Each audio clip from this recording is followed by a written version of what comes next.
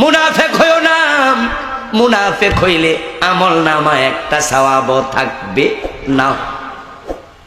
বিশ্ব নবীর হাতে হাত রেখে কালেমা পড়েছে আব্দুল্লাহ ইবনে উবাই, রাসূলের পিছনে নামাজ পড়েছে, কোরআনের বক্তব্য, সে জাহান্নামে ফেরাউন নমরুদেরও নিচে থাকবে। হারাম খাইও না ভাই, হারাম। হারাম খাইলে ইবাদত কবুল হয় না। হারাম খায় এমন লোক আজকের মাহফিল আছে কিনা? ইমাম সাহেবের পিছনে দাঁড়ায় নামাজ পড়ে, আবার সুদেও টাকা লাগা।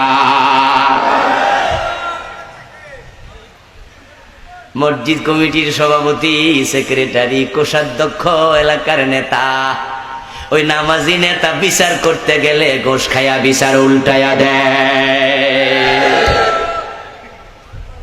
এত সুন্দর দাড়ি, 5 ওয়াক্ত নামাজ পড়ে, অফিসে টুপি মাথায় থাকে, ঘোষ না দিলে ফাইলে সাইন করে না, এমন হারামখোর আছে না নাই? তোমার ইবাদত কবুল হবে না। আমার বন্ধু, এই যে আমার সামনে বসে আছেন আপনারা, নিজের স্ত্রীর মোহরানা দেয় নাই এমন স্বামী নামের আসামি এখানে আছে না নাই? তো বউয়ের হক এটা তোমার জন্য হালাল হইল কেমনে? বাবা মারা গেছে 20 বছর, 15 বছর, দাদা মারা গেছে 30 বছর, এখনো বউয়ের জমি দেয় না, ফুফুর জমিটা আটকায়া রাখছে, এমন 2-4 জন নামাজি নাই? আজকের মাহফিলে নাই। মসজিদও আছে, ওজনেও কম দেয়, হজও করে, মালেও বেজাল দেয়, পরের জমি জাল দলিল করে দখলও করে, এমন হাজি গাজিও আছে না নাই? হারাম ছেড়ে দাও, না হয় কপাল পুড়ে যাবে। قال النبي صلى الله عليه وسلم من اشترى ثوبا ب10 دراهم فيه درهم حرام لم يقبل الله له صلاته ما دام عليه।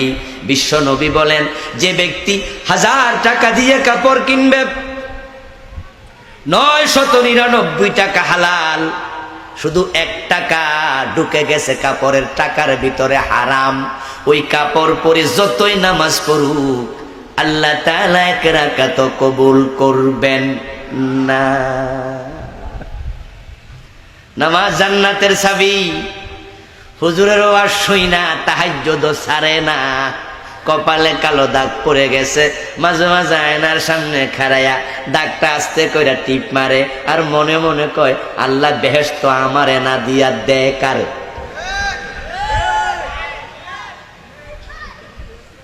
কিন্তু এই নামাজি আবার হারাম খাচ্ছে দেদারছে। قال النبي صلى الله عليه وسلم لا يدخل الجنة لحم نبت من السحت وكل لحم نبت من السحت فكانت النار أولى به।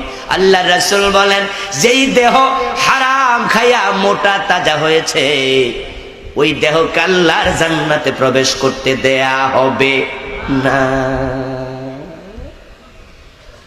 সুদে টাকা লাগায়া আপনি জান্নাতের স্বপ্ন দেখেন, এ অধিকার আপনাকে কে দিল? আপনি কি শোনেন নাই? সুদ খেলে 73টা গুনাহ হয়, সবচেয়ে ছোটটা হলো নিজের মায়ের সাথে ব্যভিচার করা।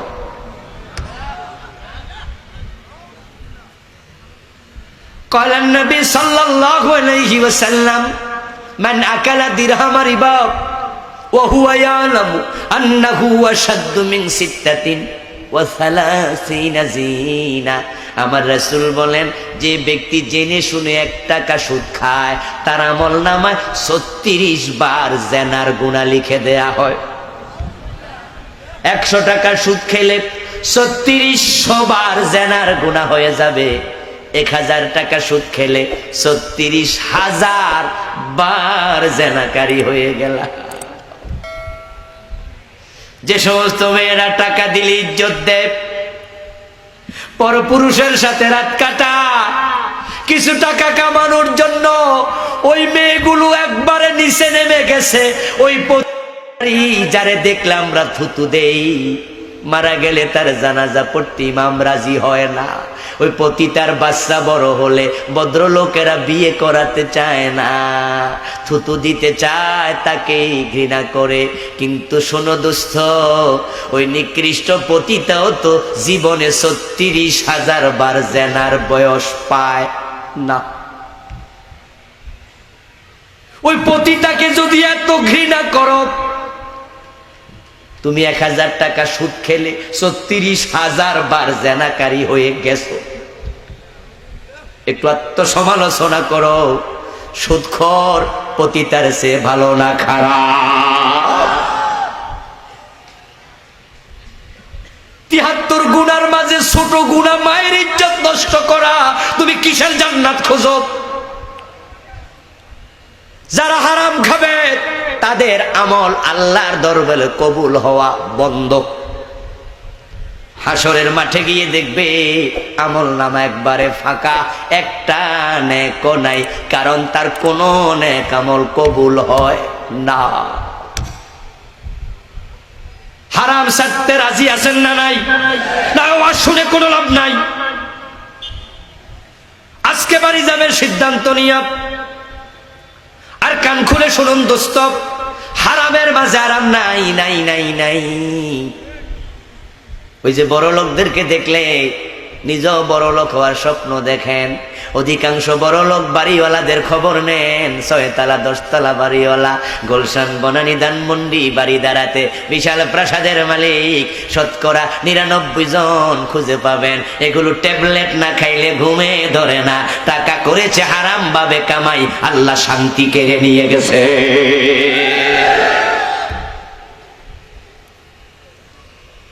আর আপনি রিক্সাওয়ালাদের খবর নেন, ঢাকা শহরে বস্তিতে থাকে রিক্সাওয়ালারা, ছোট ছোট ঝুপড়ি বানায়া থাকে। আমি এমন অনেক রিক্সাওয়ালা রাতের বেলায় দেখি নিজের রিক্সার সিটের মাঝে ঘুমায়া আছে। রিক্সাটা রাস্তার পাশে দাঁড় করাইয়া, ওই রিক্সার মাঝে তো ৩.৫ হাত লম্বা মানুষ, জায়গা ধরে না।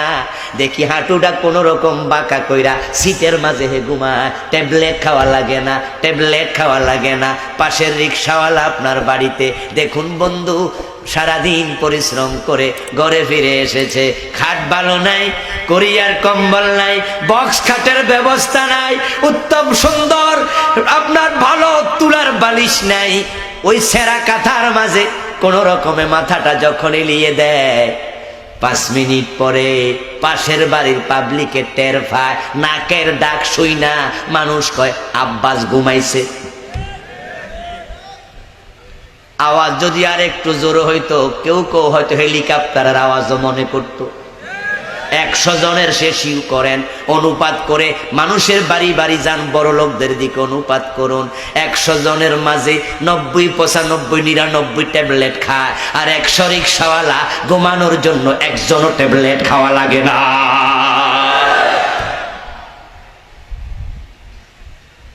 রিক্সাওয়ালাদের ছেলে, দিন মজুরের ছেলে, হালাল খাওয়া মানুষের ছেলে, মসজিদের ইমামের ছেলে ডাকাত হয় না, লম্পট হয় না, বদমাশ হয় না। আর বড় লোকদের খবর নেন, অধিকাংশ গাঁজাখোর হচ্ছে। ঐশীর কথা মনে আছে না নাই? ক্লাস 9-এ পড়ুয়া মেয়ে মাদকাসক্ত হইয়া বাবা মা দুইটারে জবাই করে দিছে, শেষ করে দিছে। পত্রিকায় দেখলাম তার বাবা ওই মেয়েটাকে প্রতি মাসে পকেট মানি দিত ৫০,০০০ টাকা। ক্লাস 9-এ পড়ুয়া মেয়ের হাত খরচা মাসে ৫০,০০০।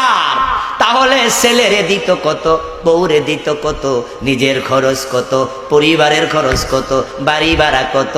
এবার বলুন তো বেতন কত?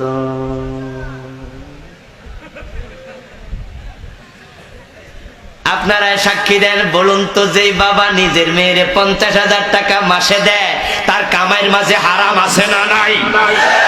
তো হারাম খাওয়াইলে সন্তান মানুষ হবে কেমনে? মসজিদের ইমামদের দিকে তাকাবেন, এই কোম্পানিগঞ্জের ইমামদের খোঁজ নেন, কারো বেতন ৩,০০০, কারো বেতন ৫,০০০, কারো বেতন ১০,০০০, মাসে ৩০,০০০ বেতন পায়। এমন ইমাম কোম্পানিগঞ্জে একজনও আছে? ওই 5-7 হাজার বেতন দিয়া সংসার কত সুন্দর চলে। ইমামদের সন্তান গাঁজাখোর মদখোর হয় না। হালাল কামাবেন, হালাল কামাবেন, আল্লাহ শান্তি দেবে। বড় লোক হইয়া লাভ নাই। অধিকাংশ বড় লোক বাংলাদেশের খবর নেবেন, টাকা কামাইছো হারাম ভাবে, আল্লাহ রিজিকও তুইলা নিছে, রিজিকও তুইলা নিছে। ডাক্তার এমন ঘোষণা দিয়া বইয়া রয়েছে, সকালবেলায় রুটি খাইবা পাতলা কইরা একটা, দুপুর বেলায় খাইবা এরকম কাপ দিয়া মাইপা এক কাপ ভাত, আর রাতের বেলায় শুধু তাকাই থাকবা, খাইলে মইরা যাইবা। আর রিক্সাওয়ালা সকালবেলা 3 প্লেট ভাত খায়, ঠান্ডা ভাত মরিচ দিয়া, ঠিক না? একবেলা 3 প্লেট শেষ, শুধু কাঁচা মরিচ দিয়া খায়ালা। এখন ডরে আর পেঁয়াজ খায় না, আগে পেঁয়াজ দিয়া খাইলে তো, ঠিক না? আমার বন্ধু দুপুর বেলায় 3 প্লেট 4 প্লেট, রাতের বেলায় তো সারাদিন রিক্সা চালায় আইছে, বউ ভাত সামনে রাইকা তরকারির জন্য গেছে, আইয়া দেখে ভাত শেষ, লবণ মাইকে শেষ 2 প্লেট, তরকারি রাইকা ভাতের জন্য গেছে, আইসা দেখে কাঁচা তরকারি খাইয়া শেষ। রিজিক বাড়াইয়া দিছে কে? এমন রিক্সাওয়ালা দিন মজুর আছে, গরিব আছে, 1 মাসে যা খায় 1000 কোটি টাকার মালিক 6 মাসেও খায় না। ও মুসলমান ভাইয়েরা বলো দেখি, ওই 1000 কোটি টাকা যখন মরে যাবে, সাথে কয় টাকা যাবে? কথা বলে না কেন ভাইয়েরা, কয় টাকা যাবে?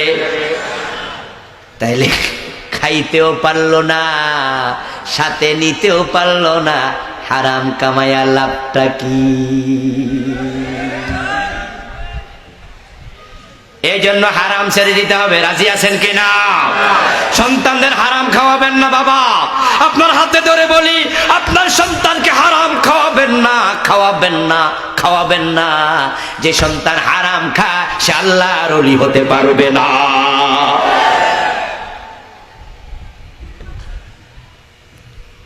টাইটেল পাস করাতে পারবেন, দাওরা পাস করাতে পারবেন, হারাম খাওয়াবেন। ওই টাইটেল পাস করার পরেও এমন কামেল পাসও আছে, মুখে একটা দাড়িও নাই। তাকাইলে বোঝা যায় না হে মাদ্রাসায় পড়ছে, 1 ওয়াক্ত নামাজও পড়ে না, এমন কামেল পাসও আছে। দাওরা পাস করছে, কিতাবের পাতা মুখস্থ করছে, হাসিয়া সহ মুখস্থ করছে, এলেমের অভাব নাই, অনেক বড় বড় আলেমের ওস্তাদ, কিন্তু আবার শাহবাগে গিয়া নাস্তিকদের সাথে হাত মিলাচ্ছে। এমন দাওরা পাসও বাংলাদেশে আছে। আপনাকে বুঝে নিতে হবে, নিশ্চয়ই তার রক্তের মাঝে প্রবলেম আছে। হারাম খায়া যেইরা দেহে রক্ত হয়, ওই দেহওয়ালা জান্নাত পায় না, ওই ব্যক্তি আল্লাহর ওলি হতে পারবে না।